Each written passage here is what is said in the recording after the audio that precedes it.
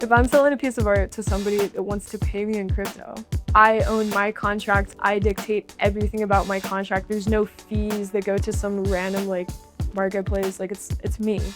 My name is McCutcheon. I'm a visual artist and I'm living full-time in New York City. After grade school, when I entered high school and got more serious with basketball, I just decided to do art on my own. I just turned my bedroom into my at-home studio a little bit. I would say when I got into college and was even more busy with basketball, I had way less time to make art. And that culture of basketball is so unique to me. It was my first real love. Not to sound cliche, but it really taught me everything about love. This thing's actually controlling my entire life. When you walk into a big gymnasium, you feel a presence, whether you're the one playing or not. When you're in the moment, you're not really thinking about it, but you're totally influenced by it. So it's I already kind of had to go against the grain a little bit to believe in myself enough to get where I did with my sport. Some of the artists I meet, the path for them is pretty clear. They have this mentorship.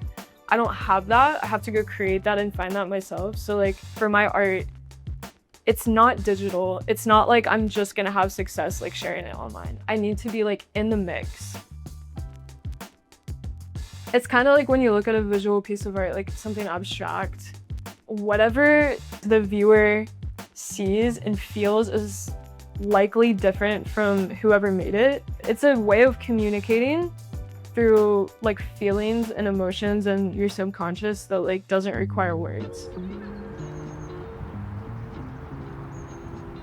I never actually believed that doing art full-time was a possibility. In my head, it was this romanticized thing that was so far out of reach. So my athletic career ended with an injury. It actually really did shift my consciousness because it was a head injury. I'd had one too many concussions. Now I maybe am able to move about my emotions a little bit healthier. I'm able to make sense of the past a little bit more. So much of my energy and my emotions literally went into basketball. So when there was enough of a reserve left over and time that aligned with that reserve where I got to put it into work, it was almost the thing that I did when I felt like breaking up with basketball. When certain things came to a close with basketball is when I started to search for new ways of thinking and really experiment on myself and travel and put myself in scenarios where, I felt like I was pushing myself. This is something that feels a little bit more fluid as far as the possibilities. And I think I really needed that. The whole point of crypto and these smart contracts and this technology is to give us a new set of creative sovereignty. At least that's how I view it from an art perspective. One of my first collectors that I met, he asked if he could collect my piece in crypto, and I had already been educating myself on crypto. I said yes. I think working with blockchain has enhanced my creativity in a way that's beyond just what you see on paper or on canvas. I think it's about execution and presentation. It's me diversifying my portfolio, and it's me learning more about a technology that's valuable. I think the way that being an athlete has influenced being an artist full-time is focusing on your passion.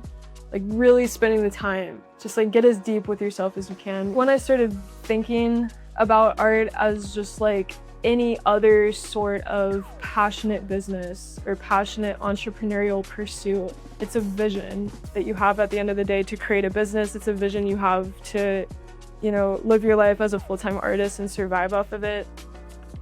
If you keep putting your art in front of people's faces, it's likely that at some point in time, somebody's gonna connect with it. Dude, I just wanna be able to execute whatever the fuck I want. However many people it is that finds my journey and my story and what I make important to them. I want them to just know that whatever it is, it's gonna make sense.